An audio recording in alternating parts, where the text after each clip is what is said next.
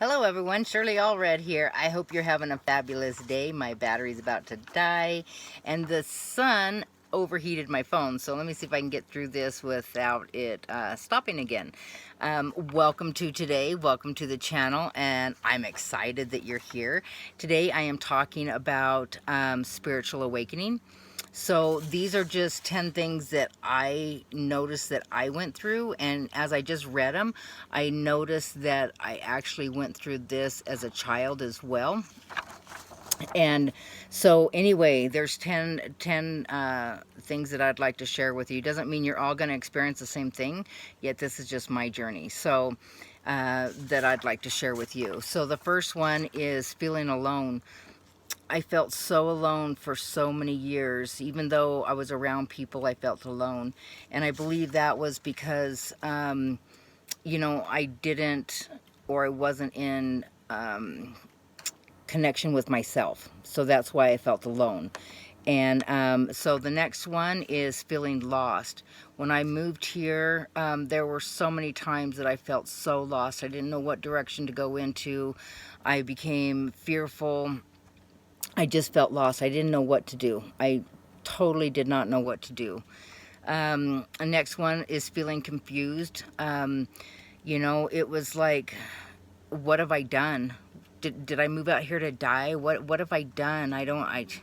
You know, so feeling confusion on choices to move out here, which was confusing because I also had faith and knew everything's going to be okay. So there was kind of an internal conflict going on. Isolating. I isolated myself. I changed my phone number. I didn't talk to a lot of people. I wasn't really close with my children. And a lot of people didn't understand that. The reason I did that is because I didn't want any influence from outside sources. I still haven't turned the TV on in probably over a year now, which YouTube, I was able to find subjects that I wanted to know more about. And there's a lot of good things on there on spiritual awakening. So the next one is crackling in my ears.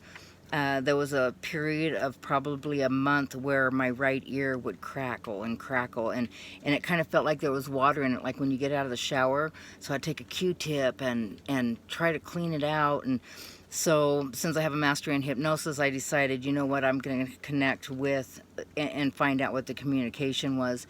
And what I heard in my thoughts was it was breaking down walls, and it was breaking down barriers, and it was just breaking down so that I can receive more. Okay, so the next one was feeling a source or energetic guidance or pull. So I was looking for a house in Salt Lake. And then all of a sudden I went to recreational property, and this was the first one on there. I texted the guy Friday night. He responded. I met him Saturday morning out here. The first time I put my foot on the ground, it's like, this is the first time I've ever felt like I'm home, but I'm home now. I'm home. Even though there was no plumbing, no heat, no HVAC, no electrical, I knew I was home, and I knew I had a lot to accomplish. But I also had a knowing that everything would be okay. When I would go to Salt Lake, there was this magnetic pull that would pull me back here, and I would bawl and I'd bawl and I'd bawl.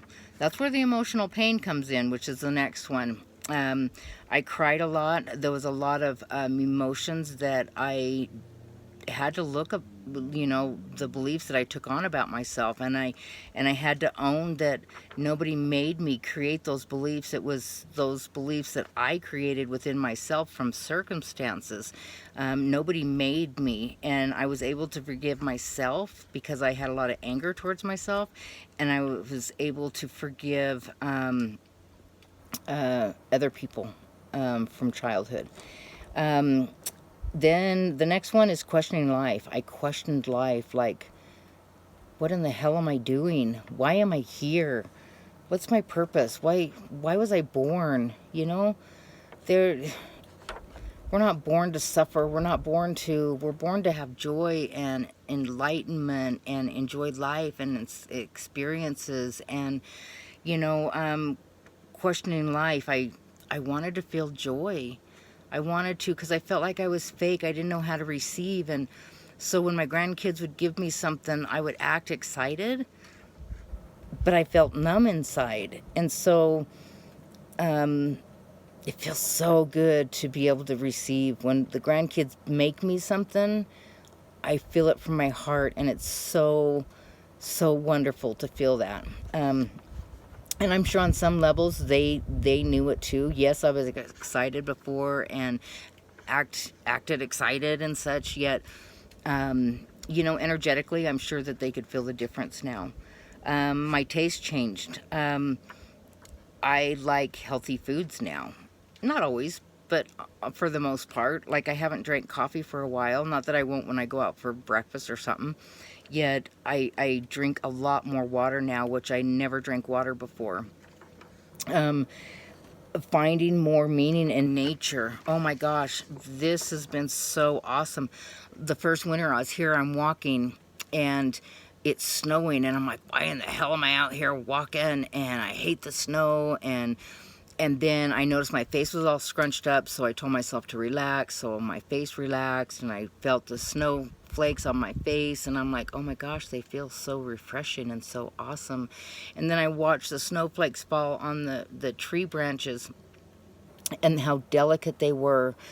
And my neighbor laughed at me because the first time I cut one of these trees, I just cut the dead limbs off, and I'm like, oh my gosh, Rob, look, this tree is so happy. It's like it just got like its nails done or its hair cut. Oh my gosh, it feels so happy. So I was able to connect more with the elements, like the trees and the animals out here, which has been awesome. Has just really been awesome. One thing I just came to my awareness, I'll share real fast, and then I gotta go because my battery's gonna die or my phone's gonna overheat. So anyway, the last thing is I was in a bad car accident, and I've always believed that our body breaks where we've held emotions within ourselves. So my lower back was fused, which is about being supported, feeling supported. Well, I wasn't supporting myself, and I didn't attract people that supported me as well. So that's why my lower back broke. I still have 4 bulging discs in my thoracic, which I have to live with. That's my heart center. I built so many walls up because I didn't want to be hurt anymore. Even though I felt so much love for people, I don't feel like they could actually feel my love, and I attracted unemotional people. My neck was fused. I had a thyroid issue. I wasn't able to speak my truth because of feeling judged by others or being told I was voodoo or crazy or whatever. And then the last thing that came to mind is in the car accident, my left brain was damaged. And so I had to, my memory was at 1%, so I had to learn, my right brain had to connect new pathways, which I've always been I was kind of centered in the center, but because I'm really creative, and if you only knew the shit that went through my head, oh my gosh, no wonder I'm laughing and smiling all the time. So anyway, what I've also realized as I'm just speaking, which women tend to do, just FYI to you men, if your right nostril is more open, means you're using your left brain, and if your air passage is more open on your left, then you're using your right, and you can shift those. But anyway, so my heart was closed. So what I just realized, by my left brain being damaged, it allowed for my heart and my more creative and my more spiritual side to open on my right side. So the accident, at first I thought it was, why in the hell did this happen to me? You know, it changed my life in so many ways, and now I look at it and it's like, it's such a blessing. It's such a blessing. And I know there's only more blessings to come. It's so amazing. So anyway, sorry to talk so fast, but I had to get this done. I just really needed to say this today for some reason. I don't know why. So anyway, namaste. I hope you learned something. If you have any questions, feel free to email me, and I will be talking to you soon. Have a good one. Take care. Bye.